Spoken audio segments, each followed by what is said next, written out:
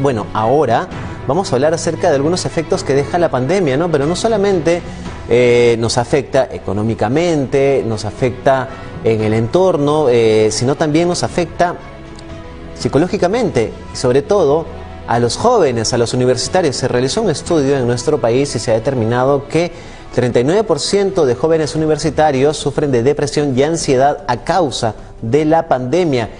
¿Y qué se puede hacer en este caso? ¿Cómo detectar si es que alguien o usted en casa está pasando por un cuadro de depresión o ansiedad? Vamos a hacerle todas esas preguntas a nuestro siguiente invitado, el doctor Dimas Achawi, psicólogo clínico y docente universitario. ¿Cómo está, doctor Achawi? Buenas noches. Bienvenido a Edición Central.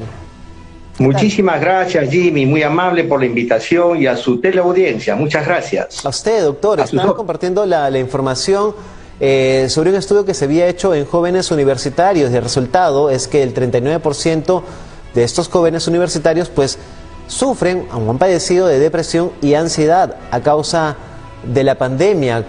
¿Cómo podríamos entender cómo es que siendo los jóvenes, y uno pensaría, ¿no?, que es muy complicado y que un joven padezca de depresión o ansiedad, logran o terminan padeciendo por este tipo de crisis?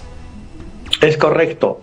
Lo que sucede es que esta investigación seria hecha por una universidad prestigiosa de nuestra ciudad, evidentemente ha evidenciado que los jóvenes universitarios están padeciendo síntomas de ansiedad y depresión.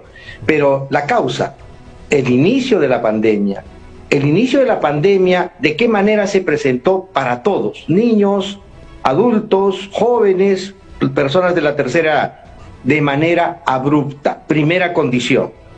De manera abrupta significó en este momento, cuando nosotros estábamos confinados, nadie podía salir, nadie estaba preparado, ¿no es cierto?, para tomar una elección de esa naturaleza, que en este caso, por bioseguridad, el Estado determinó que teníamos que confinarnos, estar en nuestras casas.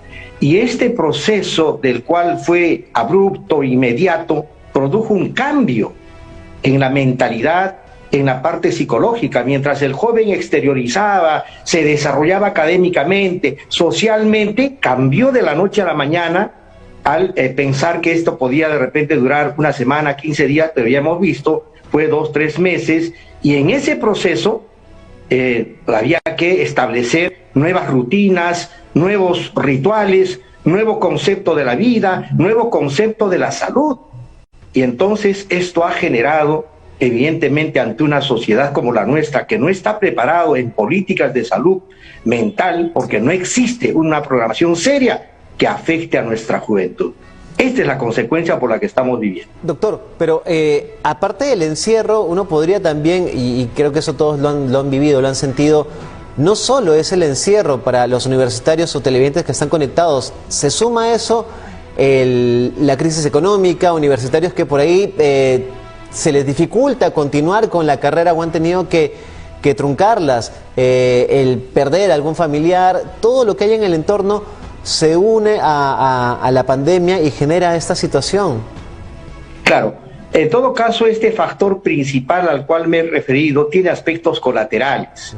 Y estos aspectos colaterales denominada la economía, por ejemplo, las relaciones interpersonales, el tema afectivo, la pareja, la relación, el tema académico, todo eso ha hecho que exista un quiebre en el normal desarrollo de la personalidad.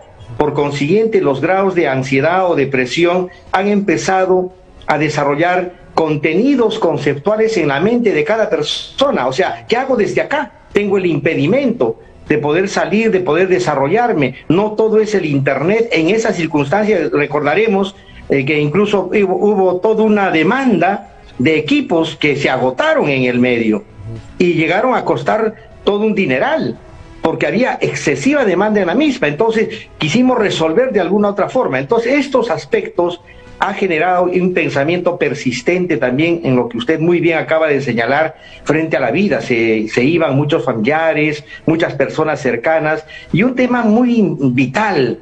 Nosotros la muerte la veíamos con las personas de ya edad avanzada o de una salud terminal, ¿no es cierto? No era tan usual ver a un amigo, a un compañero, a una persona que de la noche a la mañana no estaba. Y este era un tema frecuente. Entonces, en la psicología personal, individual, esto ha calado.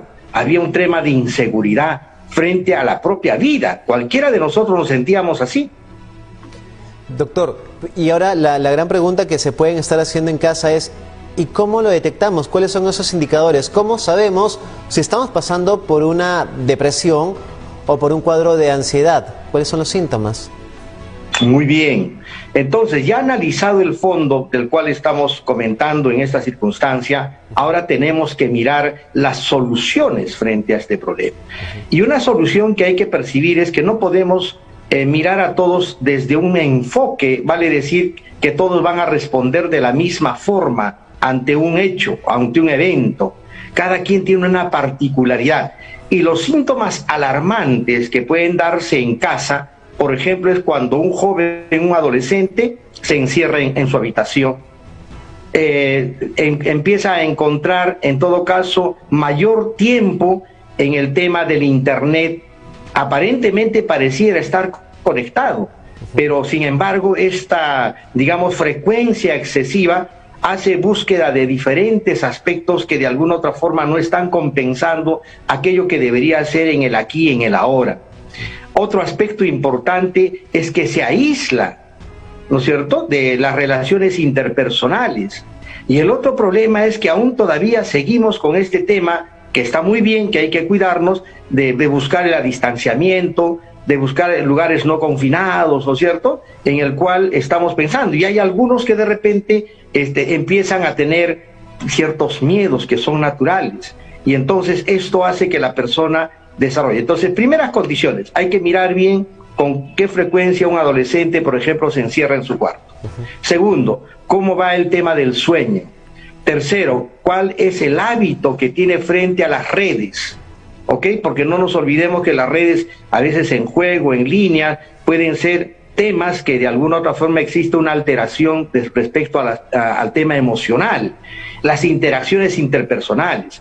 Entonces, cuando las personas van a tener la ausencia de estas fugas, de estos mecanismos de ayuda que están ellos plasmándose, y en un determinado momento cuando experimenten esas ausencias, ahí puede presentarse la crisis, en este caso del suicidio. ¿Y cuál es la característica del suicidio? Es pensar mal de uno mismo. Se imagina uno que uno piense mal de sí mismo.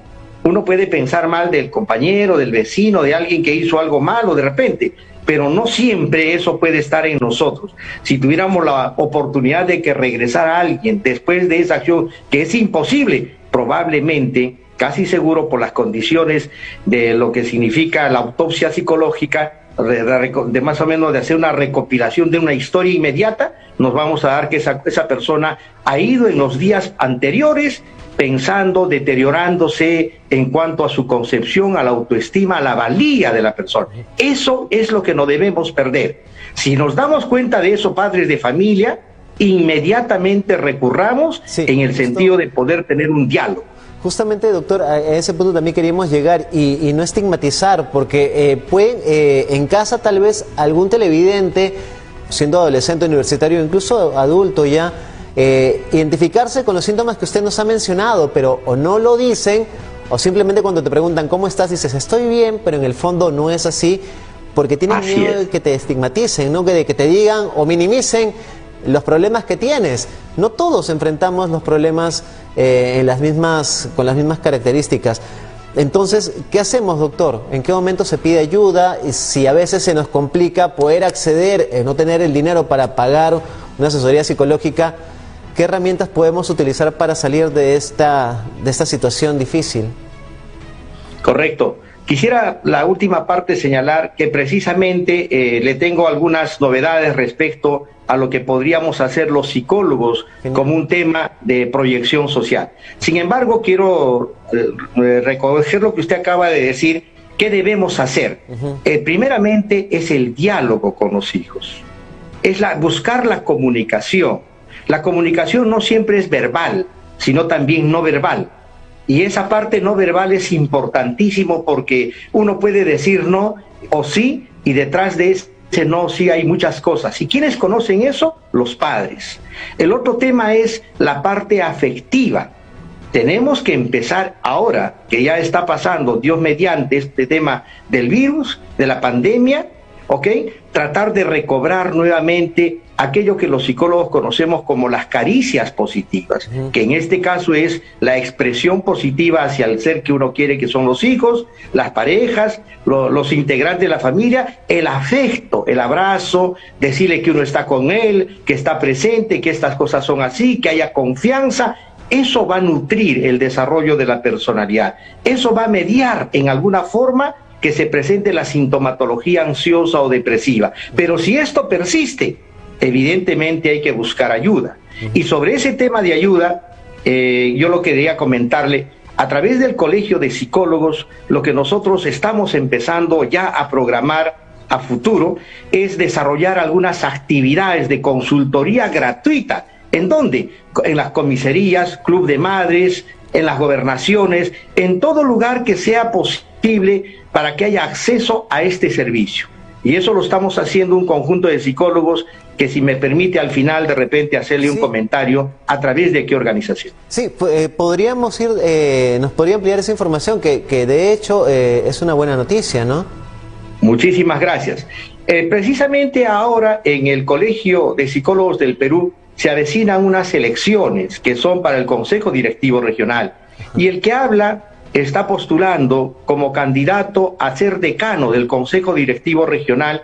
Yo espero que mis colegas que ya me conocen, gracias también por la adherencia y el apoyo, voten por mi persona y por la lista número 5 para implementar este tipo de actividades que me comprometo ante usted, ante la prensa, de implementarlas apenas yo llegue a la decanatura, de brindar asesoría gratuita con un conjunto de profesionales que somos más de 34,000 y en Lima 8,000, generar espacios psicológicos de atención inmediato en las comisarías, en las gobernaciones, en las municipalidades, donde sea posible y pueda la ciudadanía acceder inmediatamente a este tipo de consultas que sea en ayuda como un programa de atención social. Bueno, esperemos que se pueda implementar este tipo de herramientas, que pues las autoridades puedan hacerlo de manera articulada, porque como lo mencionó usted al inicio de la entrevista, pues el tema de la salud psicológica, mental, siempre ha estado en la última rueda del coche en cuanto a los problemas que se tienen que resolver en nuestro país. Doctora Chaui, una última recomendación, pero dirigiéndose ya a nuestros televidentes que pueden estar en este momento pasando por una situación difícil y no encuentran una salida, no encuentran la manera de salir de ese hoyo en el que a veces nos hemos sumergido. ¿Qué hacer? ¿Qué decir o a quién pedir ayuda? Muy bien. Jimmy, yo quiero resaltar sus últimas palabras, que tienen un alto contenido conceptual como hombre de prensa y como un hombre conocedor de los medios de comunicación, que usted lo ha dicho apropiadamente. Hoy en día la salud mental se está viendo como la última rueda del coche, y eso es cierto. ¿Por qué? Por decisiones políticas que el Estado, las instituciones deberían de asumir. Como eso no está presente, entonces salimos psicólogos de esta naturaleza, como estoy mencionando, a fin de dar algunos alcances a los padres de familia, a la sociedad en conjunto, tomar la salud psicológica mental como también una prioridad, así como que vamos al dentista, ¿no es cierto?, buscar ayuda. No esperemos que se presente la sintomatología. Si yo le contara casos que veo en la práctica clínica privada, evidentemente nos vamos a dar cuenta que muchas personas acumulan los problemas, y ya cuando se presenta, y a veces es un poco difícil, no el tratamiento sino el abordaje, nos damos cuenta y recién recurrimos. Entonces la salud mental tiene que ser preventivo, mi apreciado Jimmy, a fin que la sociedad pueda tener una adecuada atención en estos temas. Muy bien, doctora Chaui, muchísimas gracias por la entrevista, muy amable. Muy amable, Jimmy. Muchísimas gracias también a usted. Muy buenas noches. Hasta una próxima oportunidad. Y ya para finalizar este tema, si en algún momento o alguien acude a ti, te explica, ¿no?, que te está pasando por un problema difícil, que quizás para uno le podría resultar algo fácil de manejar, pero no todos enfrentamos las crisis de la misma manera. No minimizarlo, siempre brindar una palabra, un aliento que va a hacer falta y le va a ayudar a esa persona que confía en usted, si es que están pidiéndole de alguna manera ayuda, ¿no? Ayuda emocional, soporte emocional en casa, pues hablar de esos temas también, preguntarle por qué no, aprovechando que usted está ahora con sus hijos, con algún familiar cercano, oye, ¿cómo estás? Pero sinceramente preguntar el cómo estás, ¿no? Y tener una respuesta sincera. Olvidarnos del cómo estás bien y en realidad en el fondo pues uno puede estar pasando por una situación bastante complicada. Si empezamos a abrirnos, podemos quizás entre todos pues en casa buscar esas soluciones que nos harían tanta bien en situaciones tan difíciles como las que estamos viviendo. Vamos ahora a una breve pausa, luego lo vemos, ya vienen las llamadas telefónicas. Con eso y más, regresamos en Edición Central.